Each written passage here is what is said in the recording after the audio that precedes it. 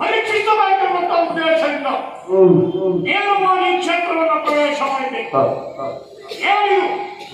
ಹರಿತವಾದಂತಹ ಕ್ಷೇತ್ರದಲ್ಲಿ ರಕ್ತದ ಓಕಳಿಯೇ ಹರಿಯುತ್ತಾ ಇದ್ದಂತಾದರೆ ಇದಕ್ಕೆ ಕಾರಣ ಯಾರು?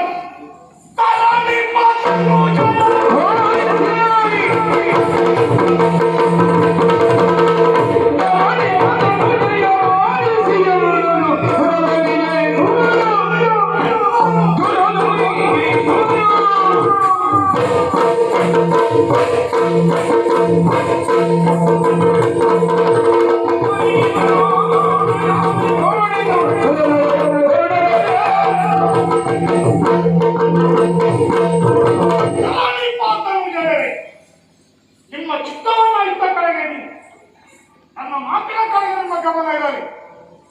ಸಾಕಷ್ಟು ಮಂದಿ ಇಲ್ಲಿ ಸೇರಿದ್ದಾರೆ. ಅವರವರಲ್ಲಿ ಹೊಡೆದಾಟ ನಡೆಯುತ್ತಾ ಇದೆ. ಇಂತಹ ಕ್ಷೇತ್ರಕ್ಕೆ ಆಚಾರ್ಯ ಭೀಷ್ಮನ ಪ್ರವೇಶವಾಗಿದೆ. ನನ್ನನ್ನು ಎದುರಿಸಬಹುದಾದಂತಹ ವ್ಯಕ್ತಿಗಳು ಇಷ್ಟರವರೆಗೆ ಹುಟ್ಟಲಿಲ್ಲ, ಇನ್ನು ಹುಟ್ಟುವುದಕ್ಕೆ ಸಾಧ್ಯವಿಲ್ಲ ಎನ್ನುವಂತ ಭರವಸೆ ನನಗಿದೆ. ನನ್ನ ಮಾತಿನ ಮೇಲೆ ನಿಮಗೂ ಭರವಸೆ ಉಂಟು ಅಂತಾದರೆ Yeah.